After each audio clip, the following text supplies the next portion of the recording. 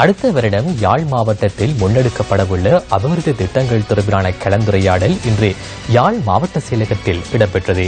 யாழ் அரசாங்க அதிபர் நாகலிங்கம் வேதநாயகம் தலைமையில் இந்த நிகழ்வு இடம்பெற்றது. இந்த கூட்டத்தில் ராஜாங்க அமைச்சர் விஜயகலா மகேஸ்வரன், பாராளுமன்ற உறுப்பினர்களான மாவை சேனாதிராஜா, எம்.ஏ. சுமந்திரன், எஸ். ஸ்ரீதரன், இ. சரவணபவன் மற்றும் அரசு அதிகாரிகள் ஆகியோர் கலந்து கொண்டனர். எங்களுடைய தண்ணீர் பிரச்சனை ஒரு பிரச்சனை எங்களுக்கு தெரியும் என்று சொன்னாகத்திலே அந்த தண்ணீருக்குள் ஆயில் கலக்கப்பட்டிருப்பதாக கூறப்பட்டு கடந்த காலங்கள் மட்டுக்கும் அது ஒரு பிரச்சனையாக கொண்டு வரப்பட்டுள்ளது. அந்த பிரச்சனைக்கான இன்னும் அதற்கான அதாவது ரிப்போர்ட்டை இன்னும் சமர்ப்பிக்கப்படவில்லை. இந்த தண்ணீரை மக்கள் குடிக்கலாமா குடிக்க கூடாதா என்பது கட்டாயம் அதற்கான அறிக்கையும் நாங்கள் வெளியிலே கொண்டு வருவதற்கான ஒரு கூட்டமும் அதாவது இதில் உரையாடப்பட்டுள்ளது. அதேபோல் எங்களுடைய இளைஞர் ஜோதிகளுக்கான வேலை வாய்ப்பு பட்டதாரிகள் நிறைய பேர் இருக்கின்றார்கள். அவர்களுடைய பட்டதாரிகளுக்குரிய வேலை வாய்ப்புகள் இன்னும் வழங்கப்படவில்லை.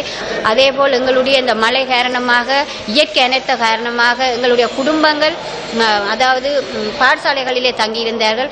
அவர்களுக்கான நிவாரணங்கள் சரியான முறையில் வழங்கப்படவில்லை. அதையும் வழங்க வேண்டும் என்று கட்டாயம் நாங்கள் அதை வழங்குவதற்கான அனுமதியை எங்களுடைய மத்திய அரசாங்கத்தின் ஊடாக இங்கே எடுத்துக் கொடுக்கப்படும். கைதிகள் உண்ணாவிரதம் இருந்த போது எதிர்க்கட்சி தலைவரும் நானும் சென்று அவர்களோடு பேசி அவர்கள் உண்ணாவிரதத்தை கைவிட்ட போது கூட எதிர்க்கட்சி தலைவர் அதை தெளிவாக அவர்களுக்கு சொல்லியிருந்தார். சில பாரிய குற்றங்கள் என்ற அரசாங்கம் சொல்லுகிற குற்ற செயல்களை தவிர மற்றவர்களுக்குத்தான் இந்த விடுதலை நிகழ்ச்சி நிரல் என்பதை ஆரம்பத்திலேயே அவர்கள் சொல்லியிருந்தது. நாங்களும் கைதிகளுக்கு அதனை தெளிவாக சொல்லியிருந்தோம்.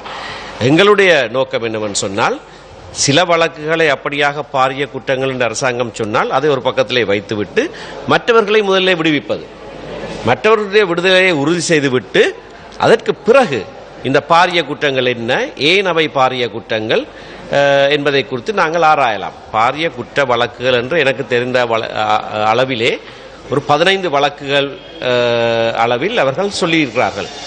அதிலேயும் 15 வழக்குகளிலே 30க்கு மேற்பட்ட சந்தேக நபர்கள் இருக்கலாம். அவர்களுடைய ஈடுபாட்டையும் அடிப்படையாக வைத்து அந்த வழக்குகளை குறித்து நாங்கள் பேசுகிற போது அதையும் கட்டம் கட்டமாக நாங்கள் விடுவிப்பதற்கான நடவடிக்கை எடுப்போம்.